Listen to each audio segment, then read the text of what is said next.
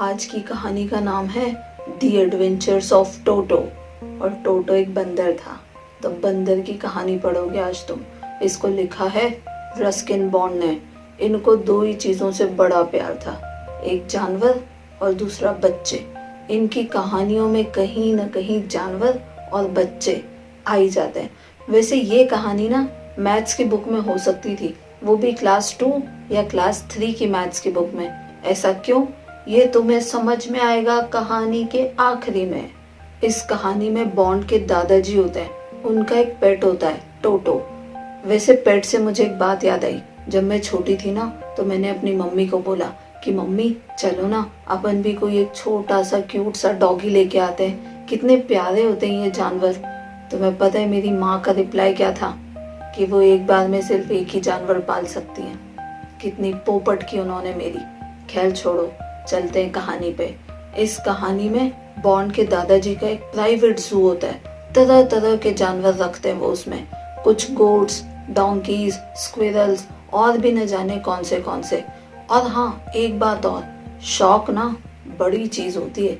ये दादाजी जो थे इनको पेंशन मिलती थी, पर शौक देखो साहब, प्राइवेट जू बना रखा है घर में। और हर फैमिली की तरह बॉन्ड की दादी को दादा का ये जानवर प्रेम ना बिल्कुल पसंद नहीं था।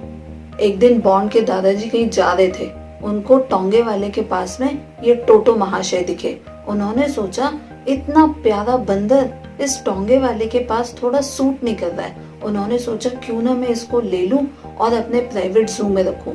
तो उन्होंने इस टोटो महाशय को टोंगे वाले से 5 रुपए में खरीदा और अपने घर ले आए। हालांकि उनको पता था कि अगर दादी को ये बात पता चली तो बहुत गड़बड़ हो जाएगी।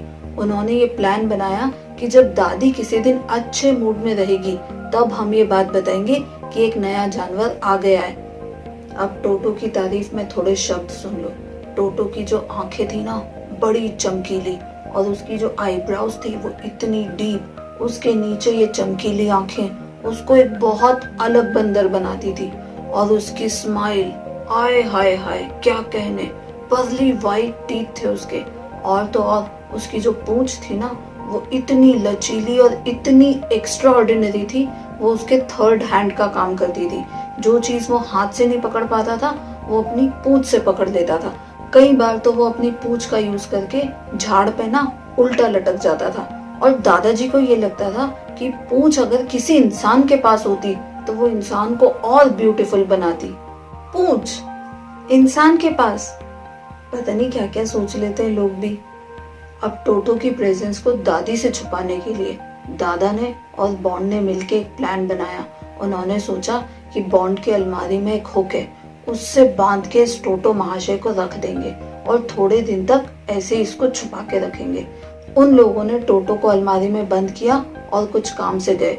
जब वो काम से वापस आए तब तक भाई साहब उस दीवार पे जो महंगा वाला वॉलपेपर लगा था ना, जो दादाजी अपनी पसंद से लाए थे, सब कुछ फट चुका था। इनफैक्ट उसमें से प्लास्टर और ब्रिक्स दिख रही थी। उस अलमारी का हुक टूट चुका था और उस अलमारी में बॉन्ड के स्कूल का ब्लेजर रखा हुआ था, जो कि अब ब्लेजर नहीं बचा था। उसके चिथड़े चिथड़े पूरे फ्लोर पे पड़े हुए थे। दादाजी को ये देख के बड़ा अच्छा लगा। उन्होंने सोचा वाओ, ये तो बड़ा एक्टिव सा मंकी है। उन्होंने ये सोचा कि अगर हम थोड़ी देर और नहीं आते ना तो जरूर ये रस्सी बनाता कपड़ों की और विंडो से भाग चुका होता। अब अभी तक भैया दादी को कुछ भी नहीं पता था। इन लोगों ने क्या किया, एक बड़ा सा केज लाए, उसमें रखा इस टोटो महाशय को और रख दिया इसको सर्वेंट क्वार्टर में, जहाँ पे already pair of rabbits, tortoise, squirrel सब शांति से रहते थे। पर ये जो टोटो महाशय थे ना, इनको शांति बिल्कुल पसंद नहीं थी। ये उन जानवरों को भी ना शांति से नहीं रहने देता था। अब एक दिन दादाजी को जाना था सहारनपुर अपनी पेंशन लेने के लिए।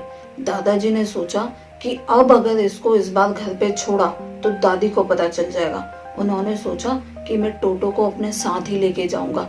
एक बड़ा सा कैनवस का बैग ढूंढा, उसमें टोटो को भरा और वो चले। सहारनपुर ट्रिप पे बॉन्ड नहीं जा पाया था अपने दादा के साथ और इस बात का उसको बड़ा दुख भी था। ये जो बैग था जिसमें टोटो महाशय को लेके जाया जा रहा था, ये बैग बड़ा क्यूरियोसिटी का कारण बना हुआ था पैसेंजर्स का, क्योंकि वो बंदर कभी इधर उचकता कभी उधर उचकता, कभी जमीन पे रोल करने लग जाता।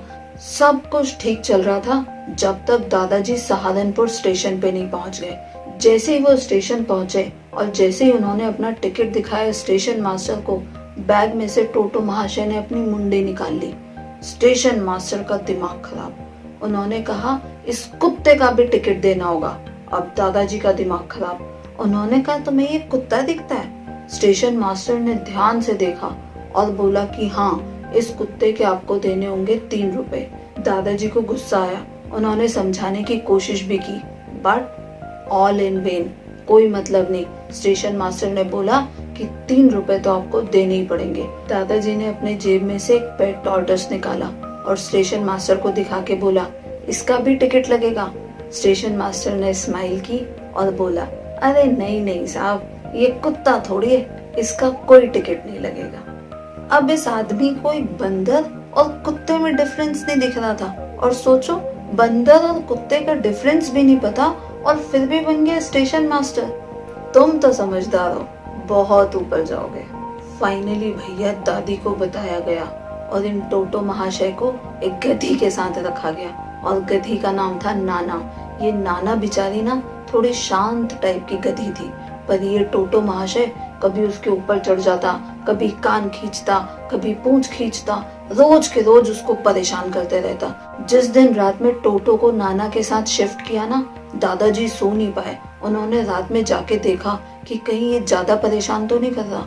भाई साहब जाके देखा तो टोटो गधी के ऊपर है और उसके कान जोर जोर से खींचे जा रहा है। दादाजी की लाख कोशिशों के बाद भी टोटो और नाना, मतलब बंदर और गधी, कभी दोस्त नहीं बन पाए। ठंड के दिनों में टोटो का सबसे फेवरेट काम था गर्म पानी में नहाना। और तुम्हें पता है वो कैसे नहाता था?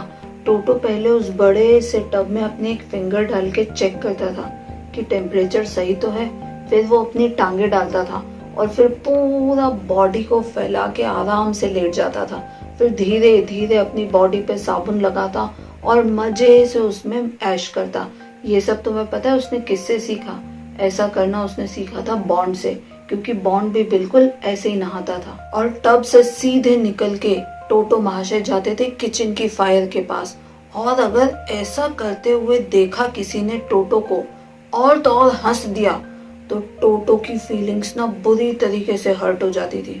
अब एक शाम की बात है, दादी ने बड़ी सी केटल ली, उसमें पानी गर्म करने के लिए रखा। ये टोटो महाशय आए और वो जो गैस पे केटल रखी हुई थी ना, उसमें घुस गए। थोड़ी देर तो इनको बड़ा मजा आया क्योंकि पानी गरम गरम लग रहा था। अब भाई साहब, नीचे से आग, ऊपर से ठंडी। कभी टोटो महाशय अपनी बॉडी बाहर निकालते, उनको ठंड लगती। अंदर लेके आते, नीचे से लगी हुई थी आग।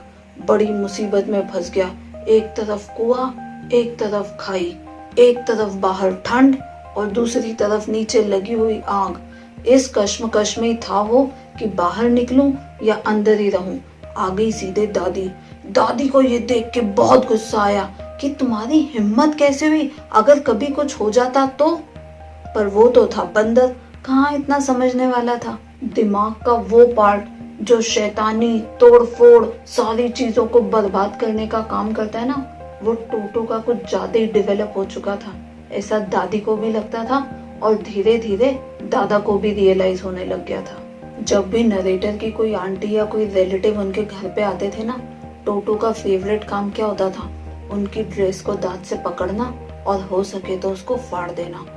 अब एक दिन दादी ने लंच में पुलाव बनाए गरम गरम और डाइनिंग टेबल के बीच में एक बड़े से बोल में पुलाव सजा के रख दिए। अब भाई साहब, जब तक गेस्ट और नरेटर और दादा और दादी उस पुलाव का मजा लेते, समझ ही गए होंगे तुम, वहां पे कौन पहुंच गया? टोटो। आंटी आगे बढ़ी, टोटो ने एक गिलास पानी का उठाया और सीधा फेंका उनके मुंह पे। फाइनली जब दादाजी आए ना, तो टोटो ने वो बड़ा सा बोल पुलाव का उठाया और विंडो से बाहर निकल लिया। पूरी दोपहर वो पेड़ पे बैठ के पुलाव खाता रहा। जब तक एक एक दाना खत्म नहीं हो गया ना, वो खाता रहा और बाकी लोगों को चिढ़ाता रहा कि देखो पुलाव बनाए तो तुमने और मजे तो मैं ले रही हूँ। और जब एक एक दाना पुलाव का खत्म हुआ ना, तो उसने बोल को नीचे फेंक दिया। और तुम्हें पता है उसने ऐसा क्यों किया? उसने दादी से बदला निकालने के लिए ऐसा किया। उस बोल के उसने टुकड़े टुकड़े इसलिए कर दिए क्योंकि दादी ने उसको चिल्लाया था। मैंने तुम्हें बोला था ना, ये बंदर ना बड़ा गुस्से वाला है। अब दादाजी को भी ये रियलाइज हो गया था कि हम इतने वेल टू डू भी नहीं है कि हम इस बंदर को अफोर्ड कर सके, क्योंकि ये बंदर सारे टाइम कुछ न कुछ चीजों को तोड़ता फोड़ता ही रहता था। कभी बर्तन तोड़ देता, कभी महंगा वॉलपेपर निकाल देता, कभी चीजों को फेंकता। तो फाइनली दादाजी ने ये सोचा कि इस बंदर को वापस उसी टोंगा वाले को रिटर्न किया जाए। दादाजी पहुंचे उस टोंगा वाले के पास और उस टोंगा वाले ने बंदर रख लिया और दादाजी को 3 रुपए वापस दिए। मैंने तुम्हें बोला था ना कि ये कहानी मैथ्स की हो सकती थी। वो पता है क्यों? खरीदा था बंदर को 5 रुपए में, वापस बेचा 3 रुपए में। तो बताओ प्रॉफिट हुआ या लॉस? अब इस प्रॉफिट लॉस का हिसाब ना तुम लगाते रहना।